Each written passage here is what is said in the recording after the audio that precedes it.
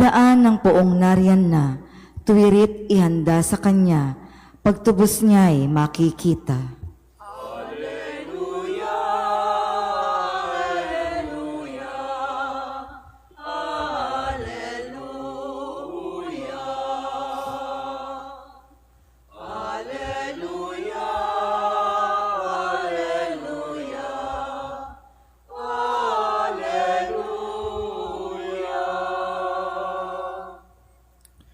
Sumainyo ang Panginoon. At sumaiyo rin. Ang mabuting balita ng Panginoon ayon kay San Mateo. Papuri sa iyo, Panginoon. Habang bumababa sila sa bundok, tinanong si Jesus ng mga alagad, "Bakit po sinasabi ng mga iskriba na dapat munang pumarito si Elias?" Sumagot siya, "Paririto nga si Elias upang ihanda ang lahat ng bagay. Sinasabi ko sa inyo na pumarito na si Elias, ngunit hindi siya nakilala ng mga tao. At kanilang ginawa sa kanya ang gusto nila. Gayun din naman, pahihirapan nila ang anak ng tao." At naunawaan ng mga alagad na si Juan Bautista ang tinutukoy niya. Ang mabuting balita ng Panginoon. Pinupuri ka namin, Panginoong Hesukristo. Isang magandang umaga po sa inyong lahat. Ngayon po ay Sabado ng ikalawang linggo sa panahon ng Adbyento at sa tulong ni Santa Lucia, isang dalaga at martir, atin dinawang maisabuhay ang ating po mga naririnig na salita ng Diyos na ipinapahayag sa atin lalo na sa ating pong pagdiriwang ng banal na misa. Bago po tayo magpatuloy, muli ating alalahanin ang ilan sa mga ibinigay sa atin ng mga pananalita. Dahil ang salita ni Jesus ay salita ng buhay at ito ang gabay natin sa araw-araw. Nung Lunes, sa pagdiriwang natin ng kapistahan ng Immaculada Concepcion, ipinahayag ng anghel kay Maria at ganoon din ipinaparating sa atin, "Matuwa ka, ikaw ay kalugod-lugod sa Diyos."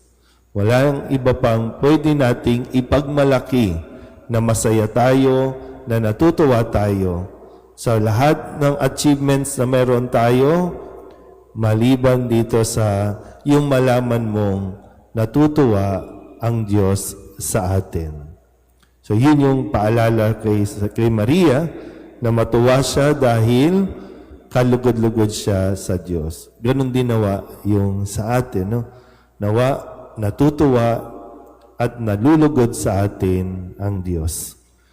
Nung Martes, ang sabi naman ni Kristo, "Gayon din naman, hindi kalooban ng inyong amang nasa langit na mapahamak ang isa sa maliliit na ito." Ito ay patungkol sa talinghaga na binigay niya na kung merong isang tupa ang mawala, iiwan niya ang 99, hahanapin ang nawawala. Nung Miyerkules,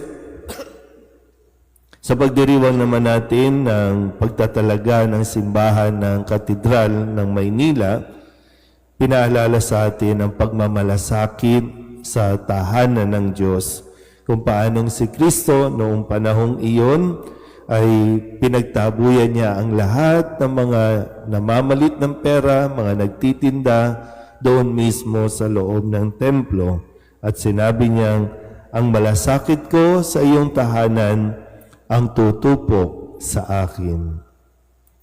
Noong Huwebes, pinaalala din sa atin sa kung paano sinimulang ipahayag ang tungkol kay San Juan Bautista noong linggo sa pagdiriwang ng ikalawang linggo ng Adbyento. At muli, sinusundan nito noong Huwebes sa sinabi ni Kristo, "Sa mga isinilang, wala pang lumilitaw na higit na dakila kay Juan Bautista."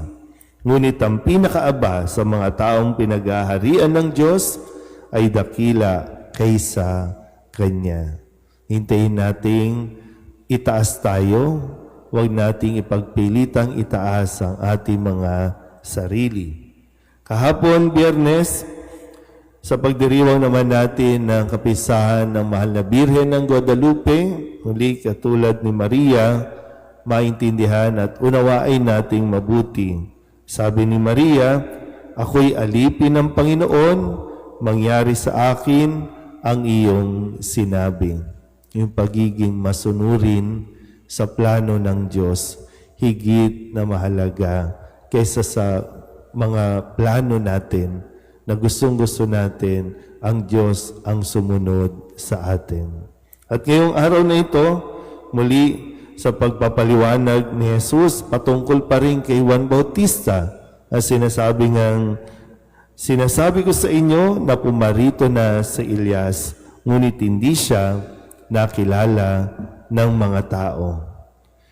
Sa unang pagbasa sa aklat ni Sirach, muli yung pangitain niya tungkol kay Elias, na ang pangako din na siya'y muling magbabalik. So ilang daang taon pa ang lumipas mula sa aklat ni Sirach hanggang sa pagpapahayag ng mabuting balita. Napakatagal at alam ito ng mga eksperto, ng mga Pariseo, Eskriba, na babalik si Elias.